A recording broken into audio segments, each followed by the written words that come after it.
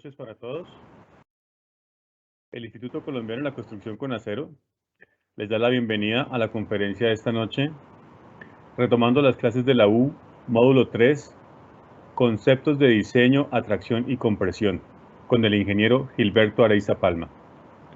Este es nuestro último evento de este año, después de 3 eventos, este es el evento número 14, y vamos a terminar pues nuestras jornadas.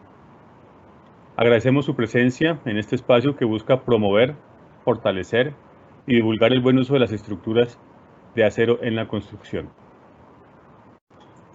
Agradecemos a nuestros patrocinadores del día de hoy, Industrias del Hierro, SAS, y GAP Ingeniería, SAS. Esta conferencia tiene una duración programada de 60 minutos. Posteriormente se abrirá un espacio de 15 minutos para responder algunas de las preguntas que se hayan dejado en el chat. Les recordamos que los panelistas no tienen acceso directo a ellas, solo a través del moderador. Al cierre de la sesión enviaremos vía chat una breve encuesta que nos ayudará a mejorar futuras sesiones, y quienes la diligencien a vuelta de correo recibirán las memorias de la conferencia. Como estamos terminando, vamos a escuchar unas palabras de nuestro presidente Osvaldo Jaramillo. Muy buenas noches para todos, espero se encuentren muy bien. Aprovecho este espacio para agradecer a las empresas, afiliados, conferencistas y a los asistentes que se vincularon en el año 2021 a los eventos que el Instituto programó. Todos han sido un éxito gracias a su presencia. Para el año 2022 el Instituto proyecta seguir con la difusión de las buenas prácticas en el diseño, fabricación y montaje de las estructuras metálicas, con diferentes eventos tales como conferencias, seminarios, la edición de la revista y algunas investigaciones que hemos programado. Esperamos contar con su participación. Aprovecho para desearles una feliz Navidad en compañía de sus seres queridos y un venturoso, abundante y alegre 2022. Muchas gracias por el acompañamiento y un Dios les pague. Ok. Y vamos a ver entonces inicio a la conferencia del día de hoy, retomando las clases de la U, módulo 3, conceptos de diseño y conceptos de diseño, atracción y compresión, con el ingeniero Gilberto Areiza Palma. Gilberto Areiza es ingeniero civil de la Universidad del Valle, máster de ciencias en ingeniería de Lehigh University en Pensilvania, profesor titular de la Facultad de Ingeniería de la Universidad del Valle, profesor de los programas de posgrado en Ingeniería Estructural de la Universidad del Quindío y de la Universidad Industrial de Santander. Miembro de la Asociación Colombiana de Ingeniería Sísmica, AIS, de la Asociación Colombiana de Ingeniería Estructural, ASIES, del American Institute of Steel Construction, AISC, y el Instituto Colombiano de la Construcción con Acero, ICCA, del cual fue su primer presidente. Ha sido galardonado con el premio Guillermo González Zuleta de la Sociedad Colombiana de Ingenieros, SCI. Ha sido autor de publicaciones técnicas y conferencista en eventos nacionales e internacionales. Se desempeña también como consultor estructural. Gilberto, vamos contigo. Muchas gracias, Iván. Muy amable. Muy agradecido por las gentiles palabras. Y espero que esta charla nos permita compartir algunos de los conocimientos que normalmente ofrecemos en los cursos de diseño estructural de acero en los cuales tengo oportunidad de participar. Les voy a compartir mi pantalla.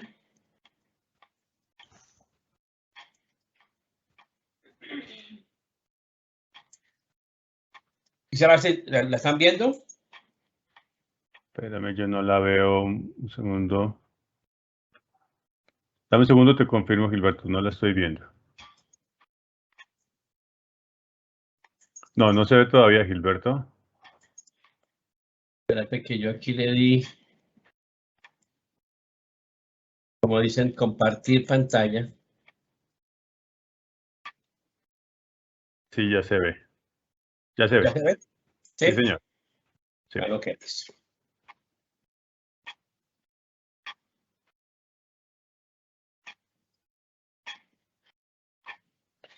Creo que ahí está mejor. Sí, ya se ve más grande. Listo.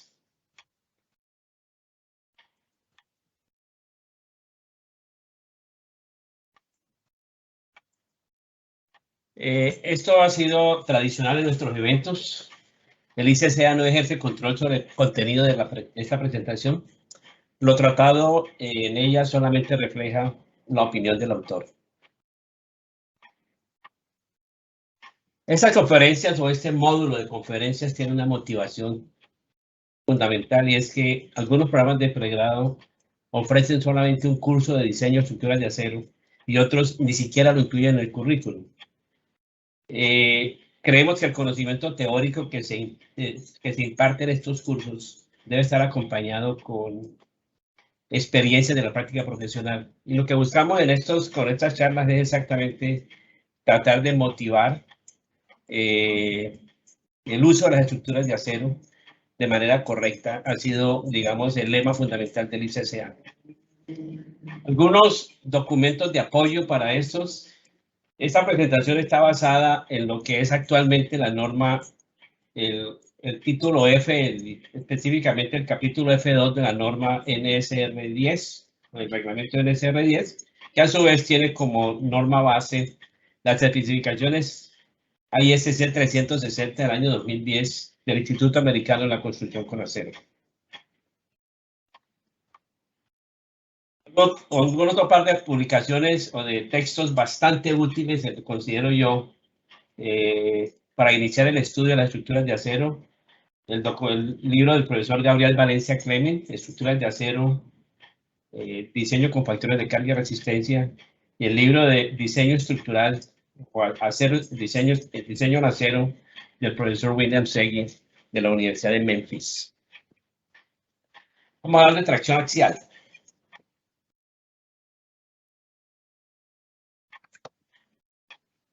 Cuando hablamos de tracción axial, y en general cuando hablamos de acero, necesitamos tener muy claro dos conceptos o dos valores característicos de un acero, que son por un lado el límite de fluencia del acero, que en este caso particular que aquí está mostrando que este es un acero de 36 kilolibras por pulgada cuadrada, sobre todo para los ingenieros más jóvenes que son de los megapascales, para pasar de kilolibras por pulgada cuadrada a lo que se llama KSI, la asignación en inglés, multiplicamos por 7, o sea que este es un acero de 252 megapascales de límite de fluencia. Este acero 36 tiene una particularidad que tiene un esfuerzo de fractura F sub U que llamamos variable entre 58 y 80 kilolibras por unidad cuadrada. Normalmente usamos 58 para efectos del diseño estructural y equivalente a unos 406 megapascales. Por otro lado, desde hace unos años se han venido usando aceros grado 50 en Colombia con bastante éxito y comercialmente como bastante desarrollo comercial, entre ellos el acero a 572 grados 50. Este acero a 572 se consigue normalmente en 3 grados, 42, 50 y 65. Para aquellos que no estén familiarizados con la terminología, normalmente los aceros se califican o se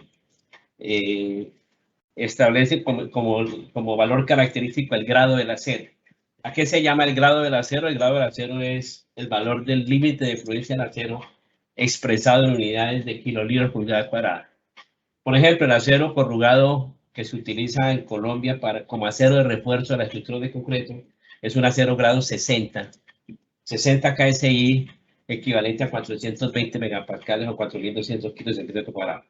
Los valores característicos que vamos a tocar a lo largo de esta charla hoy, el valor de F sub Y y el valor del F sub U del acero. ¿Dónde encontramos elementos sometidos a tracción? En cercas, en arrestamientos de edificios y puentes, en cables o pendolones de cubiertas suspendidas y en cables o pendolones o tirantes de puentes colgantes. Esta es una imagen de una cerca. Normalmente tenemos elementos de atracción. Para la condición de carga gravitacional, generalmente el cordón inferior está sometido a tracción. El cordón superior, normalmente para carga gravitacional, está sometido a compresión. y algunos diagonales estarán sometidas a tracción y otras a compresión. Otra imagen, en ariostramientos de edificios de acero, nos encontramos como normas, generalmente como norma generalizada de diseño, es que las riostras se consideran articuladas en los extremos y por ende solamente estarán sometidas a esfuerzos de tracción o de compresión. Esta es una imagen de la cubierta del sistema de soporte a la cubierta del velódromo de Cali, el velódromo Alcides Nieto Patiño. La cubierta está suspendida de este par de arcos que se ven aquí y a través de estos elementos, de estos tubos que aparecen aquí en esta fotografía, que los arquitectos normalmente llaman pendolones. Este es un caso típico de una estructura sometida a tracción. Las típicas utilizadas en elementos sometidos a tracción, las barras, los tubulares redondos, rectangulares o cuadrados, las platinas, los perfiles angulares, los perfiles IPE o W, los perfiles canal o los perfiles armados, como en este caso particular, un perfil armado con dos perfiles canal y un par de platinas, o perfiles armados de ángulos dobles. Para la norma, para el reglamento, este es un perfil armado, este no es un perfil sencillo, se llama un perfil armado. ¿Cuáles son los estados límites que revisamos en una estructura de acero? Normalmente fluencia al área bruta, fractura del área efectiva, revisamos bloque de cortante, revisamos aplastamiento del material base y revisamos desgarramiento del material base. Esto es tomado directamente de la norma. El primer estado límite que revisamos es el estado límite de fluencia al área bruta. Cuando hablamos de fluencia estamos hablando del esfuerzo de fluencia F sub Y, y cuando hablamos del área bruta hablamos de A sub G. Entonces decimos que la carga nominal de un elemento sometido a tracción calculado con base en ese criterio es igual al esfuerzo de fluencia por el área bruta. En acero, los factores de reducción de capacidad, los factores de resistencia tienen un apodo. En el caso particular del factor de resistencia para acero se llama phi sub T, y para este estado límite se toma igual a 0,90 por una razón muy simple, y es que es un estado límite que permite desarrollar ductilidad. Otro estado límite que mencionamos ahora es el estado límite de fractura del área efectiva.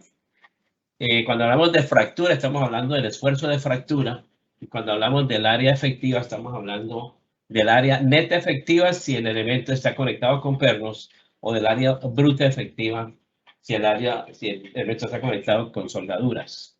Es un estado límite frágil, por lo tanto la norma lo castiga con un factor de reducción de resistencia de 0.75. Esta imagen tenemos un elemento que es una platina conectada a una cartera a través de estos 4 pernos. Tengo dos posibilidades de que esto presente falla. A través de esta línea AA o esta corte AA, que es este de acá, decimos estamos cortando por donde no hay agujeros, o sea, tenemos el área bruta de la sección. Decimos el estado límite que hay que revisar aquí es fluencia del área bruta de tracción. La otra posibilidad es que pueda fallar a través de la zona donde tenemos agujeros. Aquí tenemos 2 agujeros, aquí está la sección BB, aquí aparece la cartela y la platina, y tenemos agujeros, o sea que tenemos una reducción de área. Esa área reducida se llama área neta, y el área neta multiplicada por un factor de eficiencia o deficiencia de la conexión que se llama U, nos permite calcular el área efectiva. Como criterio de diseño o revisión, siempre lo que establecemos es la carga axial de diseño no puede ser mayor a la carga resistente de diseño, P sub U menor o igual a phi sub T por P sub N, donde P sub N puede ser A sub G por F sub Y, si lo estamos calculando con base en el criterio de fluencia del área bruta, o A sub E por F sub U, si estamos hablando de fractura del área efectiva. Aquí aparecen todos los términos que están en esas ecuaciones. Si hablamos de fluencia del área bruta, decimos P sub N es igual a sub G por F sub Y. Aquí hacemos, colocamos la inecuación, quiere decir que P sub U debe ser menor o igual a phi sub T A sub G por F sub Y, y esto nos permite calcular el área bruta requerida del elemento sometido a tracción como el cociente entre P sub U y phi sub T por F sub Y. Por otro lado, si hablamos del esfuerzo de la condición de fractura del área efectiva, pues la inecuación aparece P sub U menor o igual a phi sub T por A sub F sub U, donde aquí podemos calcular el área efectiva mayor o igual a P sub U sobre phi sub T por F sub U. Pero ¿qué ocurre? Como en el caso anterior, si yo tengo el área bruta, puedo ir directamente al manual y escoger un perfil que se adapte a las condiciones que estoy necesitando del área requerida. Cuando hablamos del área efectiva, con esta área efectiva no podemos ir al manual porque el manual no tiene áreas efectivas. Entonces tenemos que hacer una operación adicional que más adelante se la voy a mostrar.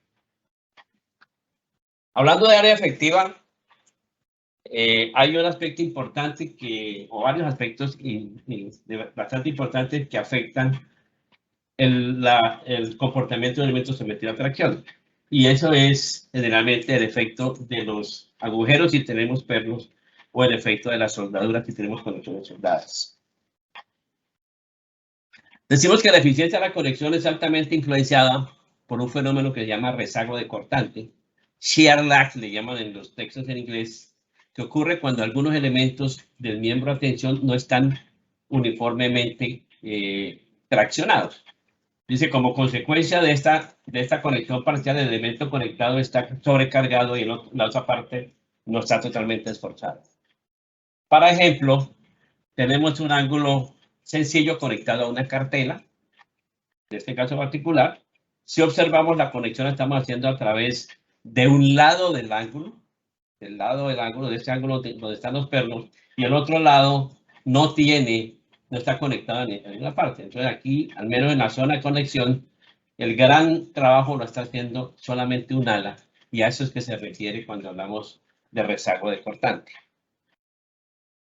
Hablando de conexiones con pernos, la norma siempre distingue dos valores importantes: las distancias entre centros de agujeros paralelos a la carga, llamamos el paso de la conexión, y las distancias entre centros de agujeros paralelos a la carga, decimos el gramil de la conexión. Factores que afectan, que influyen en la eficiencia de la conexión: la ductilidad del material, la distancia entre conectores, la concentración de esfuerzos, el procedimiento de fabricación y el rezago de cortante, que probablemente es el más importante. Uno de los trucos a los cuales se recurre para reducir el efecto de rezago de cortante es alargar la longitud de la conexión. Este efecto de rezago de cortante en los reglamentos de diseño se cuenta con una contribución de un par de autores. Muntz y Chisholm en 1963 sugirieron usar un área reducida que llama el área efectiva. El rezago de cortante afecta igualmente a elementos conectados con pernos como con soldaduras. Para conexiones soldadas, decimos que el área efectiva se calcula como un factor U multiplicado por A sub G y decimos área bruta efectiva. Para conexiones con pernos, decimos que el área efectiva se calcula como U es el área neta y se llama área neta efectiva. Para soldaduras hablamos de área bruta efectiva. A sub G es área neta, área bruta, perdón, A sub N es área neta y U es el factor de rezago de cortante. Normalmente, ese factor de rezago de cortante se calcula con esta ecuación que dice que U es igual a 1 menos X sobre L, donde X es la excentricidad de la conexión y L es la longitud de la conexión.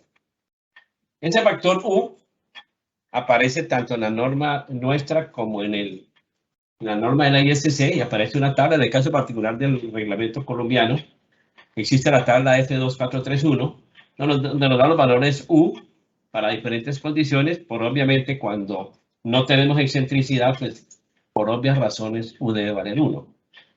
Aquí hay una continuación de la tabla donde ustedes podrán encontrar todos los casos en los cuales se puede presentar y las ecuaciones correspondientes para calcular este valor de U. Particularmente me gusta mucho más presentarlo de esta manera. Esto es tomado del libro del profesor William Segui y es la figura 3.7 donde aparece. Aquí aparecen configuraciones de cómo se debe calcular la longitud L. Entonces, L, si tenemos conexiones pernadas, L es la distancia paralela a la carga entre el primero y el último agujeros, entre centros de agujeros. Y si tenemos conexiones soldadas, por ejemplo, aquí tenemos una conexión de un ángulo soldado, del cual aquí lo que aparece como L, la longitud de la conexión es la longitud del cordón más largo de soldadura. Este tipo de soldadura le llamamos soldaduras de filete. Un aspecto importante que está en la norma es esta condición especial, donde tenemos una platina conectada a una cartela a través de un par de cordones longitudinales. ¿Cuánto vale U? Ese valor de U va a depender de la relación que hay entre la longitud de la conexión y el ancho bruto de la platina. Si esa relación L sobre el ancho de la platina es mayor a 2 o igual a 2, U vale 1.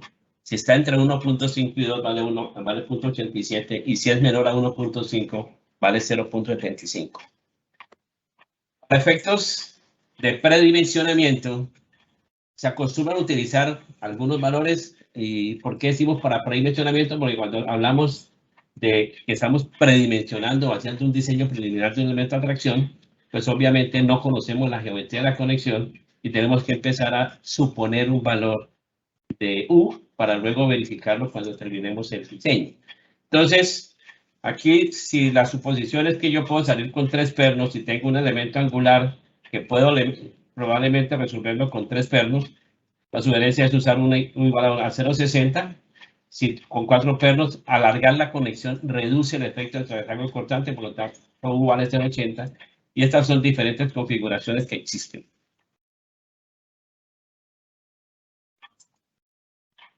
Cuando hablamos de fractura del área efectiva, retomando el tema, decimos,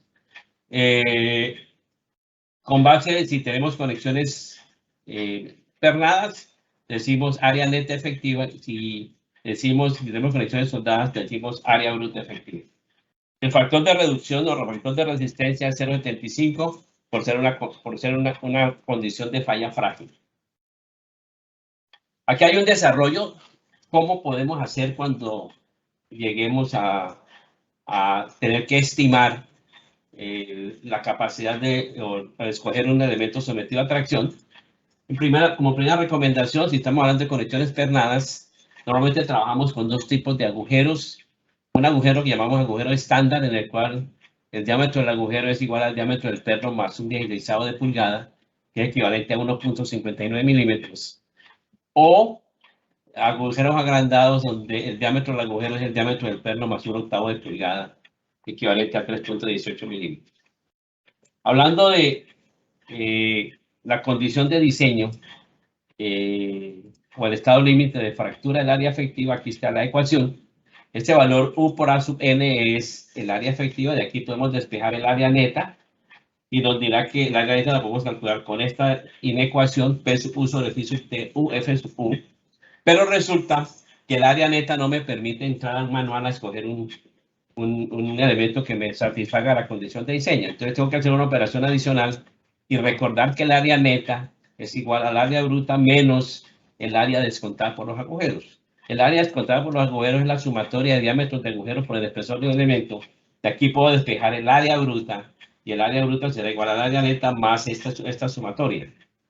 Ya con este valor de área bruta puedo llegar al manual y escoger un perfil.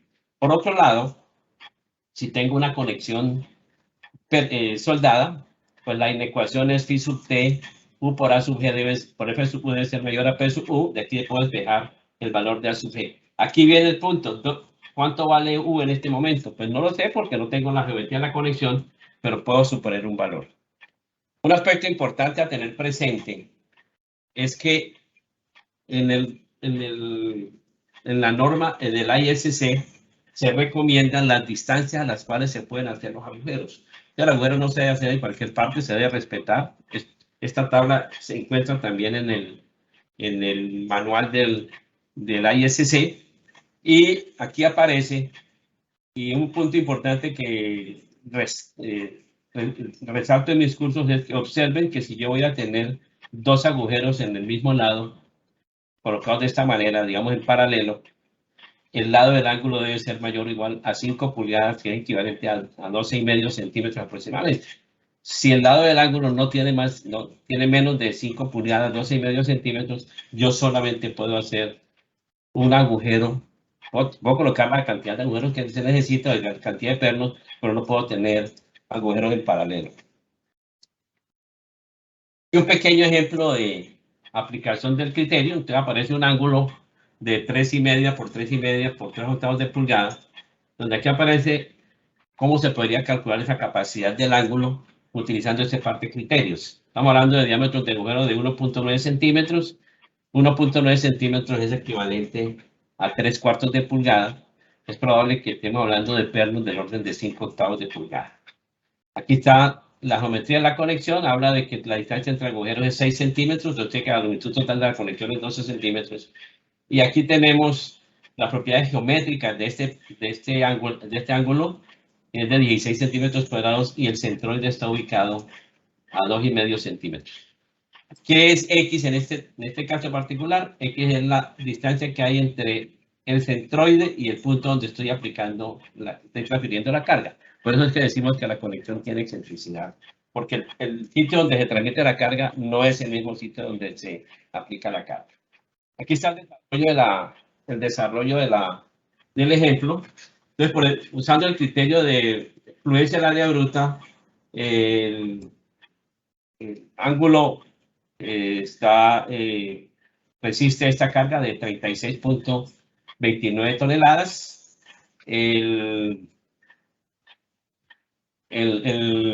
Para la condición de fractura del área efectiva, aquí hay un ejemplo alternativo, y es si yo utilizo directamente el valor sugerido para predimensionamiento, nos dice que ese ángulo aguanta 24.85 toneladas, y si hago el cálculo exacto, estamos diciendo que el ángulo aguanta un poquito más, unas 32 toneladas. Un aspecto importante que resaltaremos más adelante, es importante que la capacidad de un elemento sometido a tracción esté controlado por fluencia del área bruta, que es el único estado dúctil que hay dentro de todos los 5 que mencionamos ahora. Recordando los estados límites, decíamos cómo diseñamos. El criterio de fluencia del área bruta me permite calcular directamente el área requerida con esta ecuación. Y si estoy hablando de fluencia del área de fractura del área efectiva, tengo que hacer, como decía ahora, un paso adicional, que es hacer estas cuentas para poder calcular el área bruta requerida. Otro aspecto que se usa también en la estructura de acero es aumentar, sobre todo cuando tenemos conexiones con pernos, aumentar la capacidad de elemento a tracción escalonando los agujeros. Entonces aquí tenemos una configuración de una platina conectada a una cartela con 5 pernos. Entonces, la posible línea de falla que se pueda presentar como fractura del área efectiva podría ser esta. En estas, entre el borde y el perno B, aquí se ha presentado un esfuerzo de tracción normal en el sentido de la carga, normal a la superficie. Pero en este plano de acá tenemos una combinación de esfuerzos cortantes y esfuerzos de fractura, de esfuerzos de atracción. Para resolver este tema de los agujeros escalonados, el señor Cochrane en el año 1922, eso es lo que me llama muchísimo la atención, propuso esta ecuación y todavía está vigente. Entonces dice, el ancho efectivo o el ancho neto de un elemento con agujeros escalonados se debe calcular con esta ecuación. Este W sub G en esta ecuación es el ancho bruto de la sección. Sumatoria de D es la sumatoria de diámetros de agujeros que haya en la línea de falla.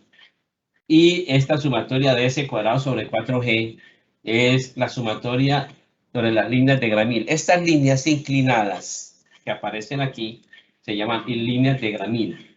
La distancia entre agujeros en esta línea de Gramil paralela a la carga se llama la distancia S, y la distancia entre este par de agujeros de la línea inclinada perpendicular a la carga se llama G.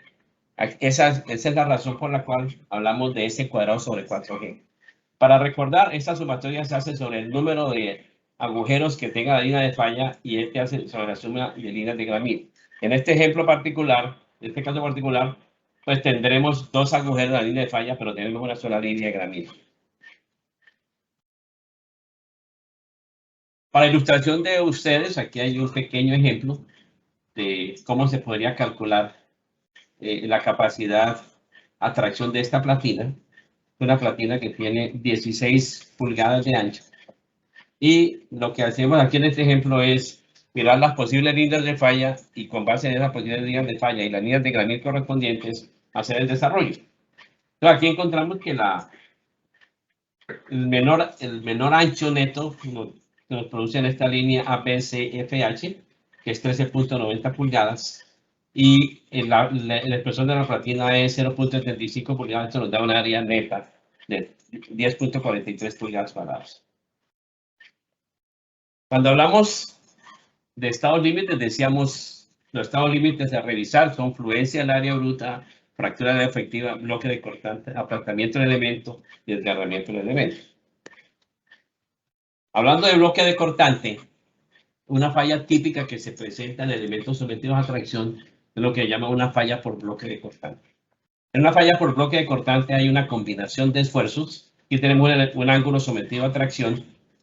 Esta es la carga de tracción y la falla se puede presentar por esfuerzos de tracción en esta zona y por esfuerzos de cortante en esta zona. Esta zona donde se presenta cortante es paralela a la carga y esta zona donde presenta tracción es perpendicular a la carga.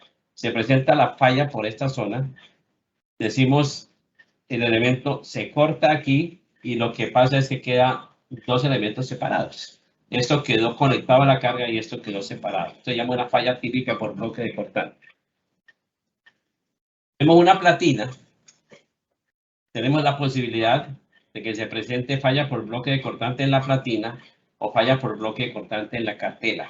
La norma obliga a revisar las dos condiciones. Quiero compartirles una fotografía que me obsequió el profesor Roberto León de la Universidad de Virginia Tech. Y esto no es Photoshop, quiero aclarar, esto es un caso concreto. Esta es una cartela fallada por bloque cortante. Ustedes alcanzan a observar, en esta zona se presentaban esfuerzos de tracción, fractura, tracción, y en esta zona se presentó fractura cortante. Compartirles un par de videos del ISC.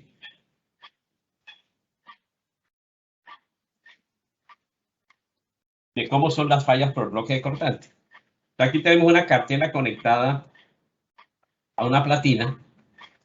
Primer modo de falla que hay que revisar, la posibilidad de falla por bloque cortante de la platina en esta parte, o falla de esta manera, el modo 2, y de igual manera falla por la cartela, modo 3, o el modo 4 de falla por bloque de cortante, es este.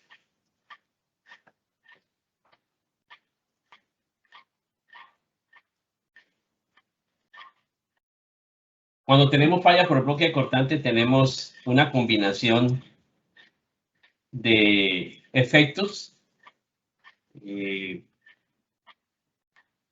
tracción en las áreas perpendiculares a la carga y cortante en las áreas paralelas a la carga. Pero aquí están las áreas, se muestran las áreas amarillas son áreas sometidas a cortante y las áreas verdes son áreas sometidas a tracción. En el modo 1 es ese, en el modo 2 estas son las áreas, en el modo 3 y en la cartela estas son las áreas. Recuerden, cortante y tracción.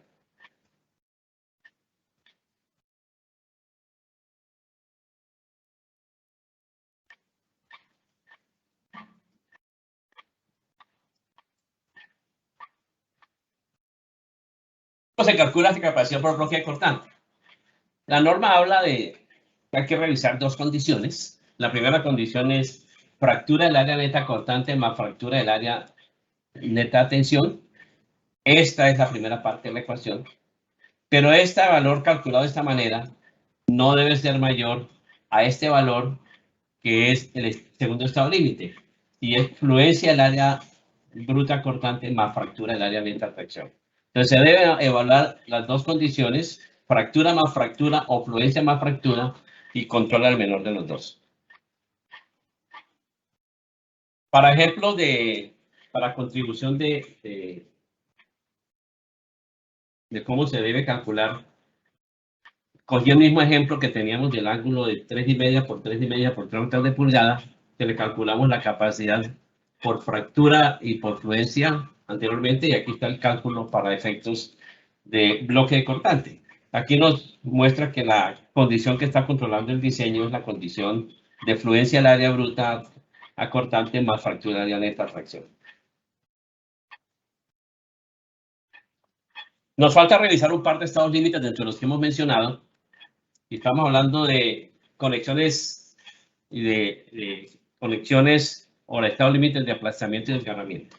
Para eso es importante revisar qué pasa en una conexión pernada y cuáles son los tipos de conexiones con pernos, conexiones sencillas, diría yo, con pernos. Puede haber dos tipos de conexiones o tres tipos de conexiones, generalmente conexiones tipo aplastamiento, conexiones tipo fricción o deslizamiento crítico o conexiones pretensionadas. Esta es una conexión típica tipo aplastamiento, en el cual se supone que se permite un deslizamiento entre las partes conectadas, y ustedes lo verán aquí. Se presenta un deslizamiento entre las partes conectadas, esta platina se mueve hacia acá, por lo tanto esta parte de la platina queda en contacto con el perno en esta zona y se produce aplastamiento entre el perno y la platina de esta parte. Por otra parte, las cubreplacas se desplazan hasta acá y se presenta aplastamiento de la platina o de la cubreplaca contra el perno en esta zona de acá. Y aquí lo vemos gráficamente. Entonces aquí tenemos este tipo de conexión con dos platinas. Entonces, al presentarse deslizamiento entre las partes, aquí habrá aplastamiento en esta zona y aplastamiento en esta otra zona acá. Y aquí están los esfuerzos de aplastamiento que aparecen. Otro tipo de conexión que es un poco más compleja es la conexión tipo fricción o deslizamiento crítico, en la cual no se permite deslizamiento. ¿Por qué? Porque se supone que hay una suficiente esfuerzo de tracción aquí, perdón, esfuerzo cortante aquí entre las partes conectadas que impide el deslizamiento. Por obvias razones, en una conexión tipo aplastamiento también hay algo de fricción aquí. Sin embargo, como estos pernos en conexiones tipo aplastamiento se colocan con lo que llaman apriete justo, pues no es posible tener una certeza de cuánta fuerza de fricción hay entre las partes conectadas. Cuando tenemos conexiones tipo de deslizamiento crítico, hay que garantizar que el perno debe quedar con una carga de pretensionamiento del 70% de la carga de rotura. Por lo tanto, ese 70% es física de la primaria, pues una carga normal a una superficie produce una fuerza de fricción aquí. Esa fuerza de fricción va a depender de la fuerza de pretensionamiento que tenga el perno. Hablando de apriete justo o apriete ajustado, así es como lo define la norma. Es la condición de apriete requerido para que las partes conectadas queden en contacto firme según la NSR 10. Esta condición se obtiene luego de unos pocos impactos de una herramienta neumática o el máximo esfuerzo de un obrero usando una llave manual. Tengo un ejemplo de una conexión típica colocada con pernos con apriete justo o apriete ajustado que llama, en el cual pues son conexiones acortantes que con esa condición de apriete es más que suficiente. Esto es lo que llama la condición de apriete justo. Ahí lo que está mostrando, el operario está haciendo un apriete con el perno, el señor que le está ayudando, que aparece en la parte inferior de la fotografía, pues tiene una llave de pernos aquí abajo para impedir que la tuerca le gire. Cuando hablamos de apriete pretensionado, es un apriete que parte de la condición del apriete ajustado y puede requerir más de un ciclo de preajuste en plantillas de pernos. Cuando hablamos de cuáles son las metodologías para aplicar, para generar este apriete, existen 4 metodologías definidas en el documento RCSC de la norma ISC: giro de la tuerca, llave calibrada, perno de tronco controlado, indicadores directos de tensión. Se requiere de este tipo de conexiones que el perno debe quedar con una carga de pretensionamiento del 70% de la carga rotura. ¿Dónde tenemos como condición de diseño pernos pretensionados? Esta es una conexión típica en plate que se llama muy utilizada en nuestro medio, en el cual estos pernos, que son los que están conectando la viga a la columna, deben ser pretensionados, tanto los pernos de arriba como los de abajo. La norma ISC trae un documento, el documento del RCSC, trae en estas secciones aparecen todas las condiciones de qué debe ser en qué consiste cada uno de los métodos para colocar pernos pretensionados. Quiero hacer mención a unos pernos que son bastante especiales en el medio colombiano y que se han usado con bastante éxito, son lo que llaman indicadores directos de tensión. ¿En qué consiste un indicador directo de tensión? Es una arandela especial que tiene una serie de protuberancias, que a medida que se está haciendo el ajuste de los pernos, estas protuberancias se van reduciendo hasta que llega un momento en el cual desaparecen totalmente. En ese momento tenemos la garantía de que el perno quedó con un pretensionamiento del 70% de la carga rotura. Aquí está la arandela nueva, antes de iniciar el proceso, aquí cuando tiene el 50% de la carga de pretensionamiento y aquí cuando tiene el 100% que es el apartamiento de diseño. Anteriormente, las arandelas venían de esta forma y el inspector de obra tenía que andar con una serie de laticas que llamamos galgas, tratando de ver si realmente la latica más delgada no podía pasar por la superficie de contacto entre la arandela y la platina, y decía, bueno, quedó bien. Ya las nuevas, las modernas, pues traen una pintura, una bolsa con pintura, que cuando se alcanza el 70% de la carga de rotura, la pintura se rompe y fluye por estos canales y aparece la pintura en el borde de la arandela, decimos quedó con el 70% de la carga de rotura. Cuando hablamos de conexiones tipo aplastamiento, hay que hablar de 2 estados límites que hay que revisar: cortante en el perno, aplastamiento entre el perno y el material base, y desgarramiento del material base. El estado límite de aplastamiento del perno se calcula con esta ecuación, donde R sub N se llama la resistencia nominada al aplastamiento, donde F sub U, que aparece aquí, es el F sub U de la platina, o sea, el material base. N es el número de pernos, D sub B es el diámetro del perno, y T sub B es el espesor de la platina o material base, tal como aparece aquí. Y la otra condición de estado límite que estábamos hablando ahora era la condición de estado límite de desgarramiento del material base, y esa capacidad de desgarramiento de la material base. ¿Qué es lo que pasa en el desgarramiento? Cuando se aplique la carga de tracción, el perno puede rasgar la platina y se presenta este tipo de falla.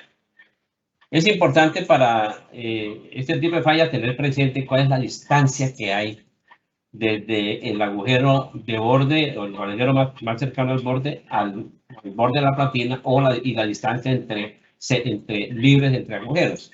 Entonces, a estas distancias, esta distancia que hay desde el borde de la platina al perno más próximo, esta distancia libre se llama L sub C, y las otras distancias entre bordes de agujeros se llama L sub C. Entonces, cuando tengo varios agujeros, puedo tener una sumatoria de distancias. Esa sumatoria de distancias es la sumatoria de L sub C.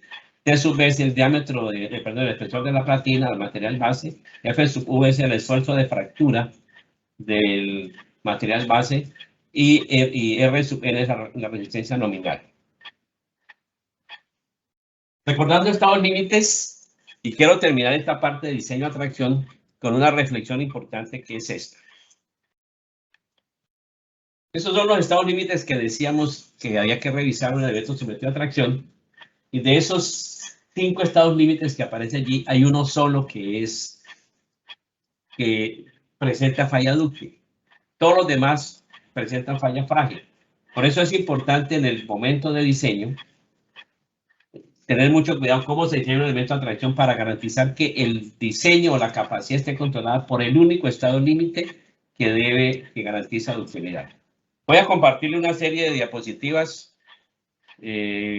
cortesía del profesor Michael Engelhardt de la Universidad de Texas sobre el tema de ductilidad. ¿Qué es importante? Nosotros sabemos que el acero es un material dúctil. Nadie duda, por ejemplo, la ductilidad de un acero A36. Sin embargo, es importante tener presente que cuando diseñamos estructuras de acero, debemos procurar aprovechar esa gran ductilidad del material. El objetivo general es qué es ductilidad, por qué es importante la ductilidad, cómo podemos desarrollar ductilidad en estructuras de acero y cómo podemos hacer un diseño dúctil de estructuras sismoresistentes de vertiente de atracción. Cuando hablamos de ductilidad, hablamos de la habilidad de presentar grandes deformaciones sin pérdida significativa de resistencia. O sea, ductilidad, estamos hablando de capacidad de deformación inelástica. ¿De qué depende la ductilidad? De la respuesta del material y de la respuesta estructural de miembros y conexiones. Respuesta global de la estructura. ¿Por qué es importante la ductilidad? Por un lado, porque permite la distribución de fuerzas y esfuerzos internos, permite incrementar la resistencia de miembros, conexiones y de estructuras y permite diseñar basado en métodos simples de equilibrio y por último se obtienen estructuras robustas y proporcionan señales de falla. Permite que la estructura sobreviva a cargas sísmicas severas.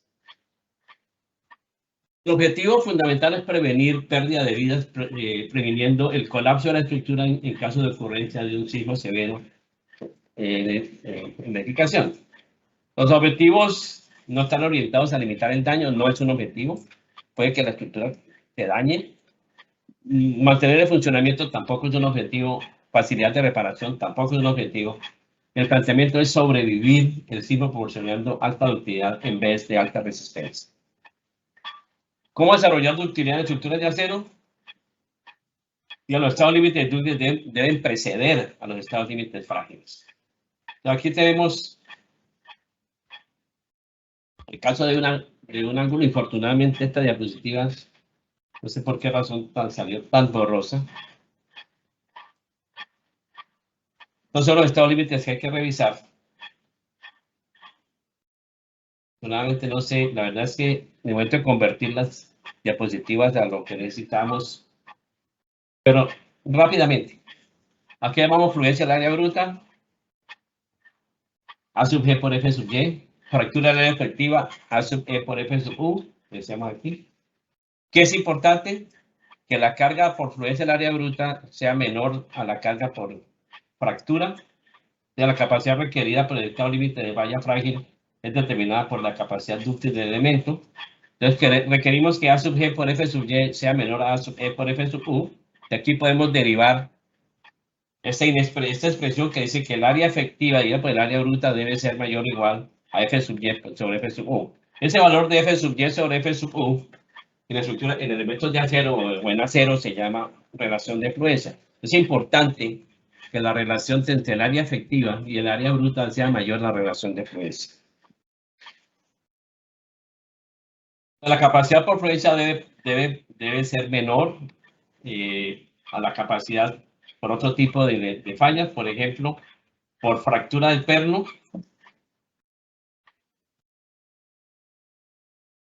Aquí hay un pequeño ejemplo que les quiero compartir. Sería esa capacidad. Por fractura sería 103, por fluencia sería 139 kips. Por fractura del perno 158, quiere decir que chequearía. Pero ¿qué pasaría si el acero A36 no tuviera un límite de fluencia 36 KSI, sino que fuera un poco mayor? Por ejemplo, 54 KSI. La capacidad por fluencia sería 209 kips. La capacidad por fractura del perno sería 158, ya no chequearía. O sea que ya no sería un diseño dúctil de elementos de acero. Ya el comportamiento no dúctil. La resistencia requerida para los estados límites de falla frágil se debe determinar a partir de la capacidad esperada del elemento dúctil. Entonces, aquí hay un aspecto importante que ya introduce algún concepto de diseño sísmico de estructuras de acero, y es que en estructuras de acero no hablamos del límite de fluencia F sub Y, sino del límite de fluencia esperado, que es el valor de R sub Y por F sub Y. A R sub Y por F sub Y se le llama esfuerzo de fluencia esperado del material. ¿Perfecto? Para resumir, el estado dúctil debe preceder a los estados límites frágiles. Define la resistencia requerida para los estados límites fáciles basado en la resistencia del estado límite dúctil. La capacidad requerida para falla dúctil debe controlar el diseño. No tener en cuenta la sobreresistencia del material puede conducir a comportamiento no dúctil. Y por último, para elementos dúctiles, prefiera aceros con baja relación de influencia F sub Y sobre F sub 1. Importante a recordar, las conexiones deben tener mayor resistencia que los elementos que conectan. Con esto terminamos el tema del diseño a atracción. Y vamos a empezar a hablar de elementos sometidos a compresión. Esta curva o estos gráficos los mostramos al iniciar la charla de hoy, donde encontramos elementos sometidos a compresión, pues en cerchas, en columnas de edificios, en puentes, naves industriales, arrestamientos de edificios y puentes. En este gráfico lo mostramos ahora. Caso de edificios, tenemos columnas sometidas a compresión. En arrestamientos de edificios, también se presenta esto. Las secciones normalmente utilizadas para elementos sometidos a compresión son similares a las utilizadas para elementos de atracción. ¿Y cuál es el criterio de diseño o de revisión? Decimos la carga axial de diseño no debe ser mayor a phi sub c por P sub n. En este caso, phi sub c es el factor de resistencia a compresión, que es 0.90, y P sub n es la carga nominal resistente a compresión del elemento. Todo elemento a compresión es susceptible de presentar pandeo. Por eso, la carga nominal se calcula con el área bruta. Un aspecto importante, la presencia de agujeros no afecta la resistencia a compresión del elemento, por eso no se habla de áreas netas ni de áreas efectivas, sino se habla solamente de áreas brutas. Y decimos la carga nominal es igual al área bruta por el esfuerzo crítico de pandeo. El esfuerzo crítico de pandeo va a depender de la forma de pandeo que se presente. Generalmente hablamos de tres tipos de formas de pandeo. Pandeo flexionante o pandeo de Euler, que es el que pandeo que aprendimos seguramente en los cursos de la historia de materiales. Hablamos de pandeo torsional y pandeo flexotorsional. Aquí en este gráfico estamos mostrando los tres tipos de pandeo que generalmente se presentan. En elementos de doble simetría es frecuente que solamente se presente pandeo flexionante. En elementos armados muy delgados, cruciforme, es probable que se presente pandeo torsional. Aquí no hay un desplazamiento lateral del elemento, simplemente hay una rotación de la sección transversal a través del eje, a lo largo del eje, con respecto al eje longitudinal. Y si tenemos elementos de simetría simple, hablamos de pandeo flexotorsional, en el cual se presenta desplazamiento lateral y giro de la sección transversal con respecto al eje longitudinal. El pandeo flexionante, como decíamos, se presenta generalmente en elementos de simetría doble. En elementos delgados, muy delgados, armados, es probable que se presente pandeo torsional, y en elementos de simetría simple se presenta pandeo flexotorsional. Hablando de pandeo flexionante, lo que hemos aprendido, lo que aprendimos normalmente en nuestros cursos de historia de materiales, es que la carga de pandeo va a depender fundamentalmente de las condiciones de apoyo. Aquí tenemos una columna articulada en sus extremos, donde la forma, la onda que deja la elástica al presentar pandeo, la elástica, se asemeja bastante a la ecuación seno, y se requiere una longitud igual a la distancia entre apoyos para producir, alcanzar la forma deformada. Si tengo un elemento encontrado en la base y libre arriba, necesitaríamos el doble de la longitud. Si tenemos un elemento empotrado en ambos extremos, necesitaremos la mitad de la longitud para producir el pandeo. Y si tenemos un elemento empotrado en un extremo y libre perdón, simplemente apoyado en el otro, necesitaríamos algo así como el 70%. Las capacidad de compresión del elemento convertido a pandeo flexionante, lo recordamos todos seguramente del curso de resistencia de materiales, donde nos hablaban de la ecuación de Euler y el esfuerzo de Euler. Es una columna sometida a compresión axial, y aquí están las formas de pandeo que se podrían presentar flexionantes, y va a depender del modo de pandeo. Decimos modo 1, modo 2 o modo 3. Entonces, cuando hablamos de modo 1, quiere decir cuál es la carga que necesitamos para producir un sinusoide. El modo 2, producir dos sinusoides. Estos pandeos, estos modos 2, 3, carecen de importancia estructural. Puede que tengan alguna importancia matemática, pero desde el punto de vista estructural, solamente nos interesa esta forma de pandeo, en la primera forma de pandeo, porque al llegar a esta forma de pandeo ya perdimos la capacidad del elemento sometido a compresión. Cuando hablamos de pandeo, y hablando del pandeo de Euler, el pandeo de Euler solamente es aplicable en los límites de relación directa entre esfuerzos de deformación hacia comportamiento elástico del material. Por eso se llama pandeo elástico o pandeo de Euler. Existen propuestas en las cuales se habla de cómo aplicar la ecuación de Euler para valores de esfuerzo superiores, y aparece una propuesta del profesor Engelser que habló de módulo tangente. Decía, ¿qué es el módulo tangente? Es la pendiente de la tangente a la curva en el sitio donde está representando el esfuerzo, y la pendiente de esa tangente se llama el módulo tangente en el módulo. Hablando específicamente de la norma, hablamos de que desde el punto de vista de pandeo flexionante, decimos que hay pandeo elástico o pandeo inelástico. El pandeo elástico es aquel al cual hasta donde podemos tener aplicación de la fórmula de Euler. Y para esa aplicación de la fórmula de Euler hablamos de cuál es la relación del test del elemento.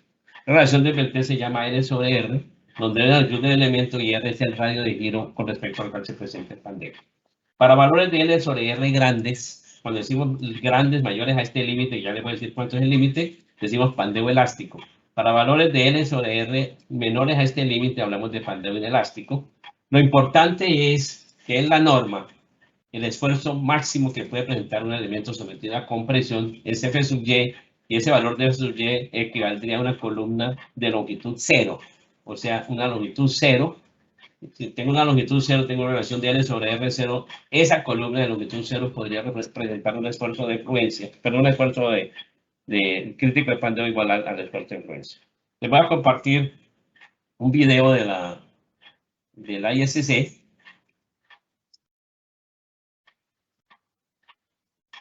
sobre formas de pandeo. Entonces tenemos un elemento sometido a compresión. Hablamos de pandeo elástico o pandeo inelástico dependiendo de la relación del test L sobre R. Y dice, la capacidad de una columna delta depende de la capacidad de pandeo elástico. Entonces tenemos la columna sometida a una condición de compresión axial. Esto es pandeo elástico. Si se retira la carga, observaremos que el elemento vuelve a su longitud inicial. Eso se llama, o sea, recupera totalmente su deformación.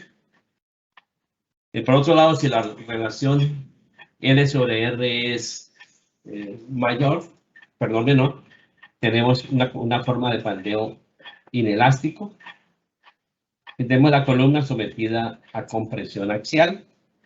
Retiramos la carga, y al retirar la carga vemos que no toda la recuperación no es total, o sea, queda una deformación remanente. A eso le llamamos pandeo inelástico.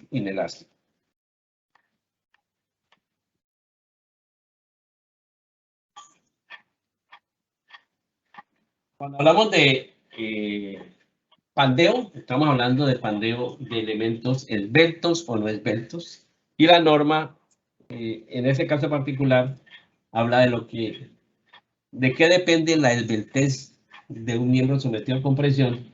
Además de la relación SOR, depende de lo que se llama la relación espesor de los elementos componentes.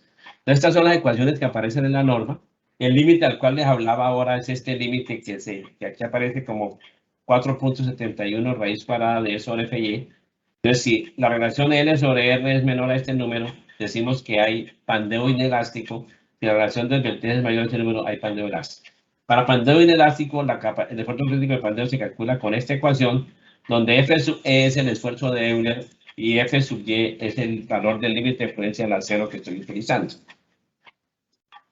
Este gráfico muestra de manera simple cuáles son los valores de esfuerzo crítico de pandeo para la condición de pandeo inelástico y pandeo elástico. ¿Cómo diseñamos? Cuando hablamos de diseño, estamos hablando de que la carga axial de diseño no puede ser mayor a la carga resistente de diseño. La carga resistente de diseño es phi sub c por p sub n. P sub n es igual al área bruta multiplicado por el esfuerzo crítico de pandeo, y de aquí podemos despejar el área requerida, el área bruta. ¿Qué tenemos que hacer aquí? Tenemos que inventarnos el esfuerzo crítico de pandeo. ¿Cómo lo resolvemos? Sencillo, usted decide cómo quiere que pandee la columna. Entonces, si usted quiere que la columna pandee de forma de pandeo inelástico, deberá escoger un valor de esfuerzo crítico de pandeo entre 0.39 F sub Y y F sub Y, o si quiere que la columna presente pandeo elástico, utilizará un esfuerzo crítico de pandeo inferior a 0.39 F sub Y.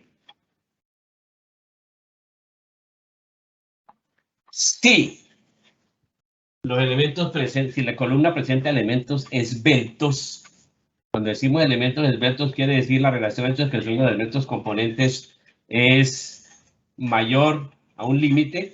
Aquí esta es un problema, aquí estamos dando un problema de pandeo local de las alas de una columna sometida a compresión axial, y este es pandeo local de la pared de un tubular. ¿De qué depende ese pandeo local? Ese pandeo local depende de la relación entre los de los elementos componentes. Los elementos componentes son el ala o patín de la columna o elemento sometido a compresión. Esa relación entre espesor se toma como la mitad del ancho del ala dividido por el espesor. Se llama relación entre espesor del ala, BF sobre 2T sub F. Y la relación ancho espesor del alma es la altura libre del alma dividida por el espesor, o el peralte libre del alma dividido por el espesor del alma. Se llama H sobre TW. Ese es el relación ancho espesor del alma del perfil.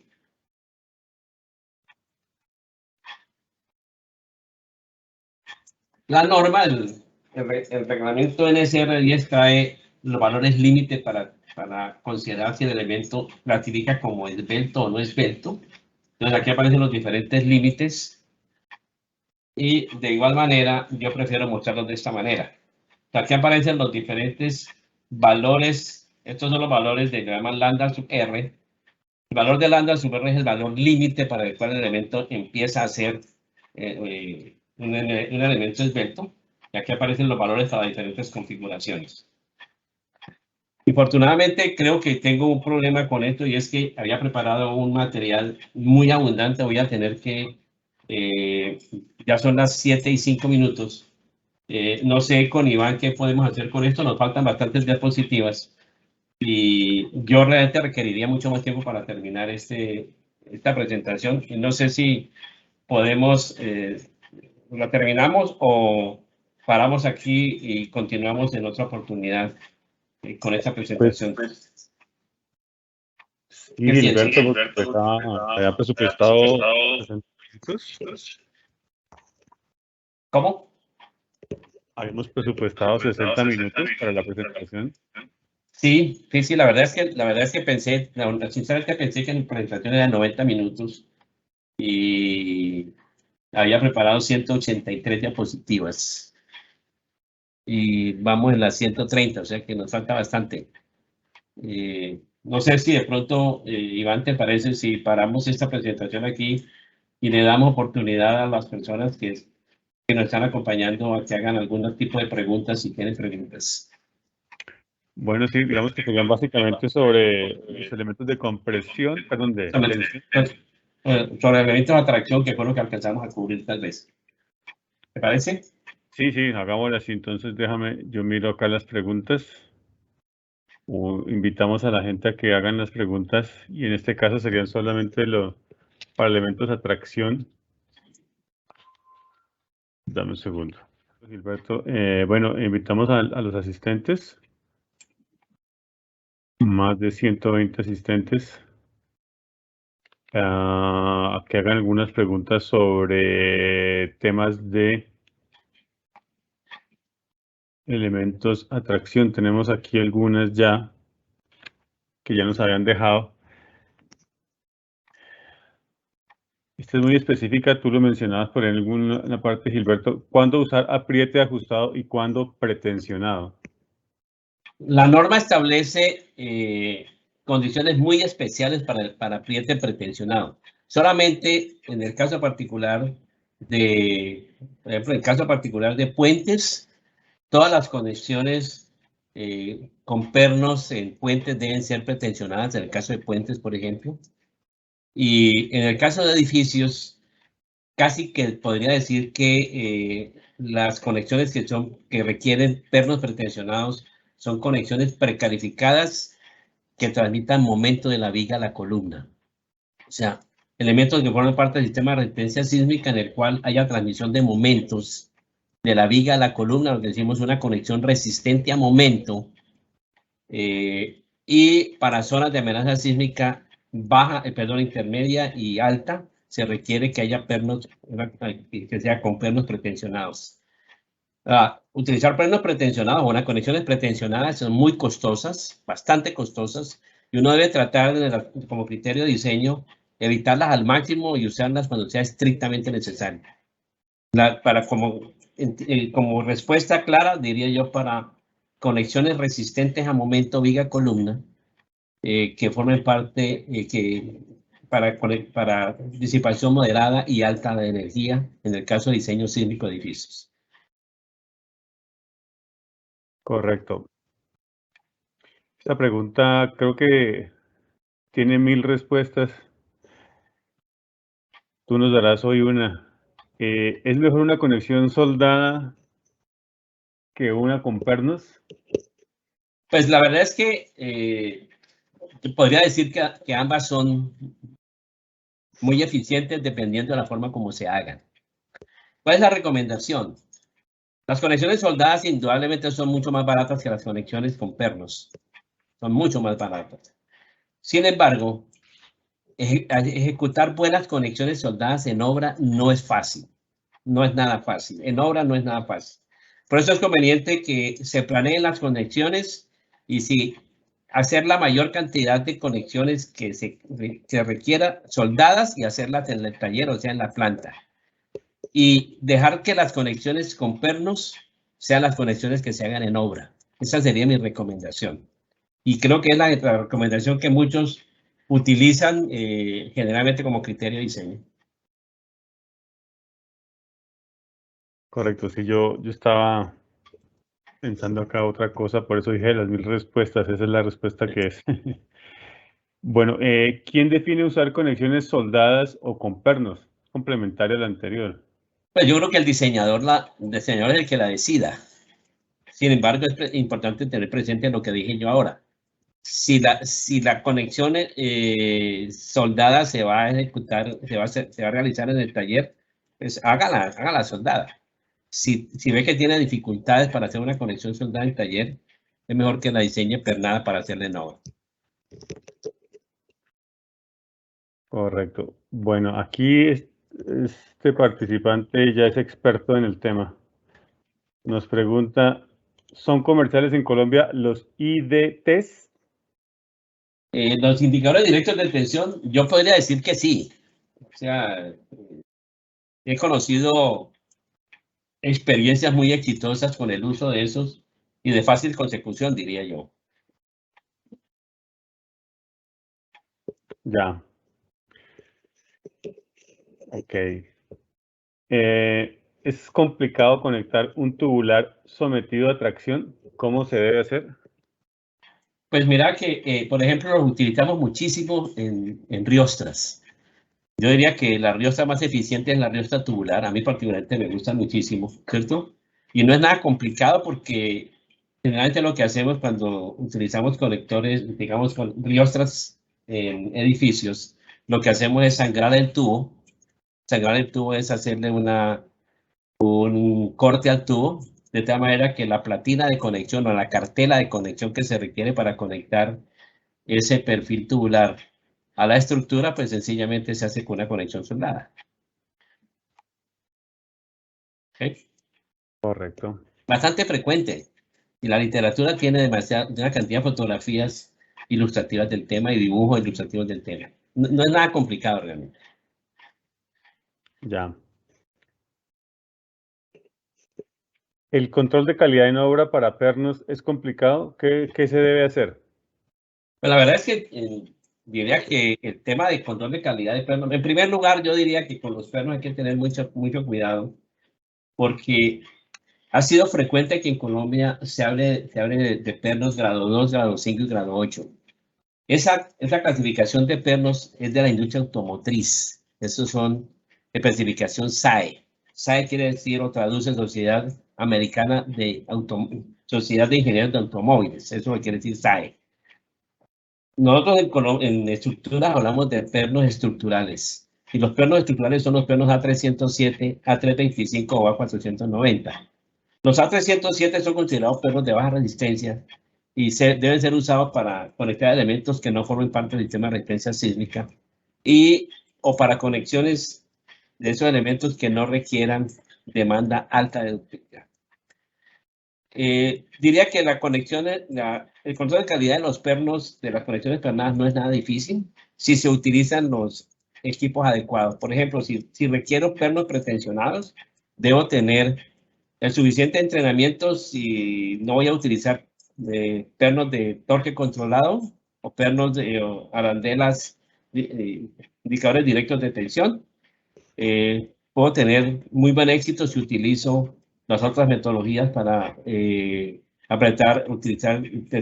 el apriete de pernos pretensionados. No es nada complicado, diría yo. Y una buena supervisión técnica lo resuelve. Perfecto. ¿Con una conexión soldada se puede garantizar que sea resistente a momento? Sí. Es más, inclusive existe una conexión muy famosa, soldada, que se utilizó muchísimo de manera muy intensa en las construcciones norteamericanas hasta el sismo de Norridge, California, del 17 de enero de 1994. Y es una conexión en la cual la conexión es una conexión que transmite el momento de la viga a la columna. Esa conexión, pues lógicamente hacer una conexión soldada hay que hacerla en obra. Y es una conexión en la cual se hace soldadura del patín de la viga al patín de la columna. Esa conexión es muy famosa, la conexión Pre-Norris soldada. ¿Qué ocurrió en el sismo de ese 17 de enero del año 1994? Que hubo fallas en las soldaduras por una razón muy sencilla. La gran mayoría de aceros que utilizaban en aquella época eran aceros A36. El acero 36 tiene un problema muy delicado, es que es un acero bastante inestable, porque el límite de afluencia de ese acero en teoría es 36 KSI, pero en promedio puede llegar a ser 54 KSI. Si yo diseño la conexión considerando que la capacidad del acero está limitada a 36 KSI, pero realmente tiene la capacidad de 54 KSI, va a fallar la conexión antes de que falle el elemento. Y ese es un pecado en diseño de conexiones. O sea, yo tengo que garantizar que la conexión sea más resistente que el elemento para obligar a que la rótula plástica se presente en la viga. O sea, no es nada complicado. Si se tiene un buen control de calidad, se puede hacer con bastante éxito. Yo diría que en Colombia ya tenemos una experiencia bastante buena de control de calidad de conexiones soldadas. Ok. ¿En qué momento se debe apretar los pernos en una estructura? ¿Qué pasa si se carga una estructura sin tener el apriete debido? Apriete debido. Pues yo diría que Yo siempre he considerado que el apriete en los pernos se debe hacer cuando se instalan.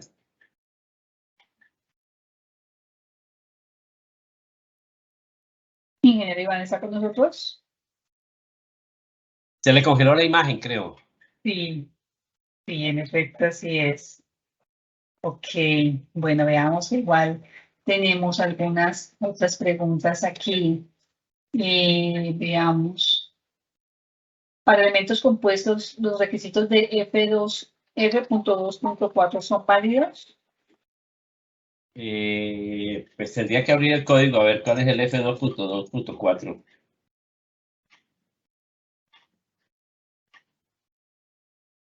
Entiendo, ingeniero. Otra pregunta que tenemos aquí. ¿Es suficiente el control del torquímetro calibrado para los pernos pretensionados? Pues yo no conozco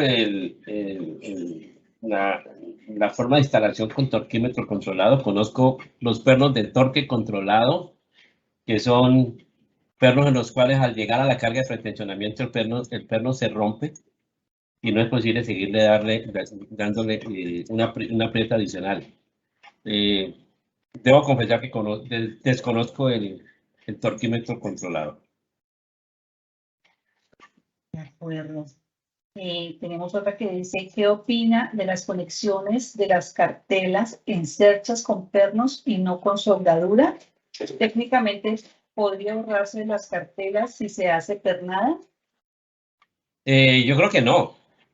Yo creo que la necesidad de la cartela es importante en certias, independientes si se hacen con soldaduras o con pernos. Existe la alternativa en la cual si la cerca se hace con tubulares, es bastante fácil soldar entre tubulares y evitándose la cartela.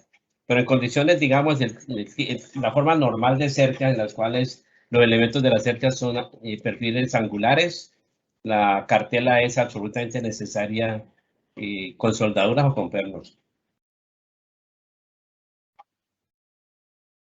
Tenemos al ingeniero Iván con nosotros nuevamente. ¿Nos escucha, ingeniero? ¿Tiene el audio apagado? Ya, otra vez aquí estoy. Me había congelado la imagen, Iván. Sí, uy. Es que ese tema me dejó congelado, Gilberto, este tema que estamos viendo. Uy. Okay. Recordemos que está en Bogotá.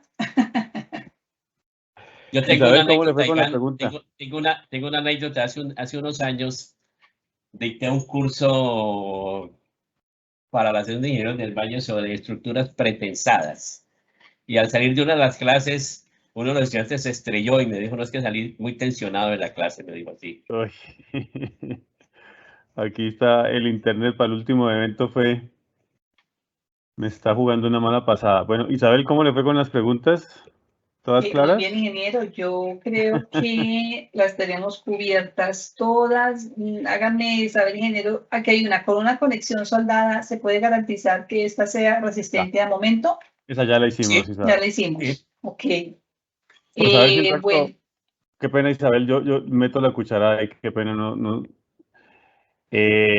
Un tema de los que más se ha preguntado, bueno, sabíamos que estábamos hablando de tracción y compresión, pero obviamente pues eso se ve principalmente en las conexiones. Y el tema o de lo que más preguntaron o de lo que más se ve aquí es del pretensionamiento. Muchísimas preguntas pues con respecto a ese tema se dejaron aquí.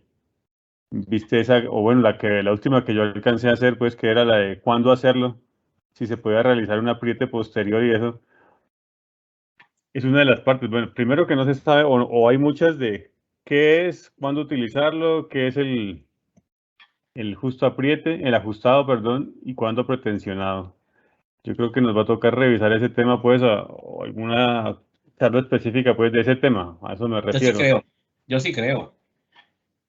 Mira, yo pienso que definitivamente este ejercicio que estamos haciendo o este proyecto del ICCA tiene un gran beneficio y lo acabamos de notar en que existe mucha necesidad de conocimiento de nuestros ingenieros y por algo que yo mencionaba al comienzo de la charla y es que infortunadamente no todas las universidades ofrecen un curso de estructuras de acero en el pregrado. Yo conozco muchos ingenieros y en la Universidad del Valle nos pasa cada rato, estudiantes que llegan al posgrado sin haber visto un curso de estructuras de acero y quieren ver el curso de diseño de puentes de acero, por ejemplo. Bastante complejo, ¿no? Correcto. Y en una de las diapositivas tuyas mostrabas la escultura, ¿no? Sí. Que es una de las herramientas para los profesores, para mostrar este tipo de conexiones y los pernos y eso. Eso también se está impulsando mucho también en el ICCA. Sí, pienso que ha sido una contribución enorme del ICCA al donar varias, yo no sé cuántas esculturas llevamos donadas ya, pero yo creo que creo que pasa más de 10, creo yo. 11 y se está trabajando en 5 en este momento. Bueno.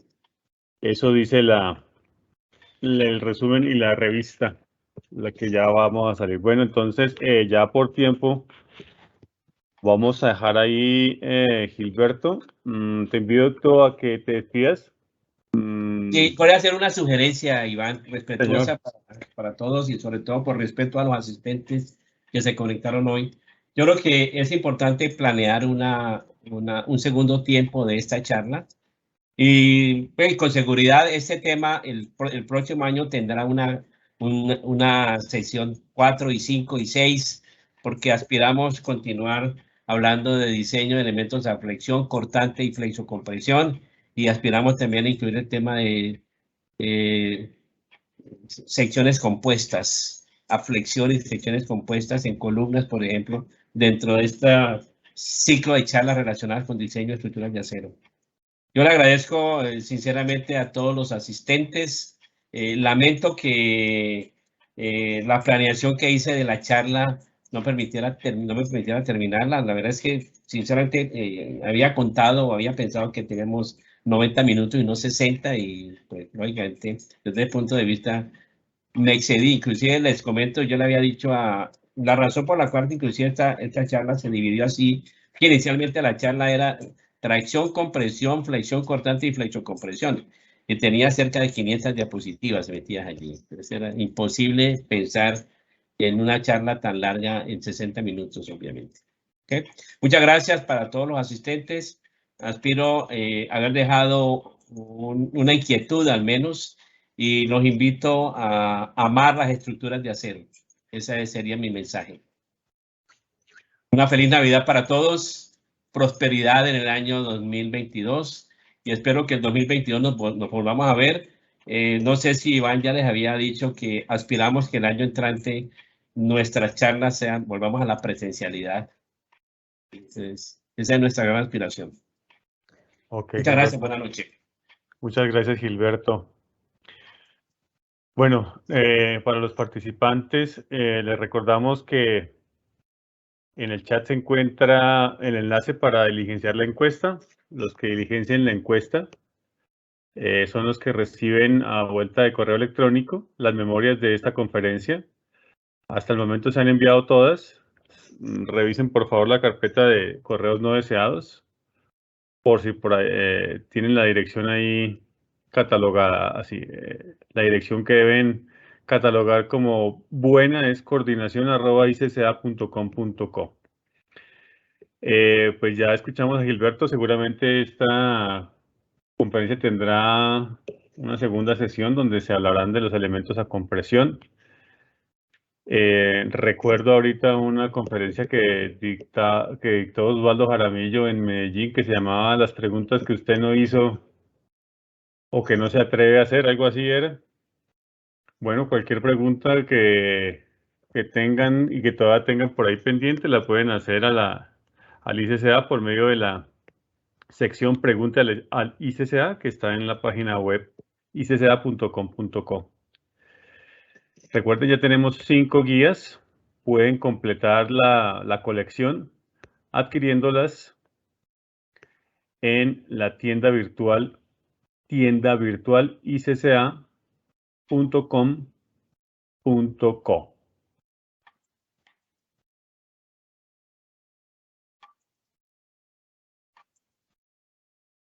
Muchas gracias por su amable asistencia. Agradecemos a Industrias del Hierro SAS y a GAP Ingeniería SAS su vinculación a esta conferencia como patrocinadores. Los 120 asistentes de esta conferencia aún permanecen conectados. Los invitamos a adquirir la revista Construcción con Acero, edición número 2, en versión impresa a través de nuestra tienda virtual icca.com.co y recíbala a su domicilio a partir del 17 de diciembre.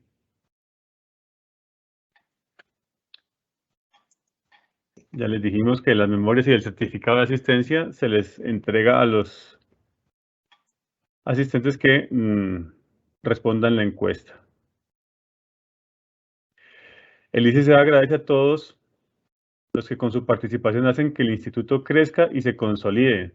Nuestro compromiso es seguir aportando al país desde el conocimiento para que en el futuro se construyan mejores obras con estructuras de acero. Les deseamos a todos éxitos y prosperidad para el año 2022. Nos vemos el próximo año. Muchísimas gracias. Buenas noches.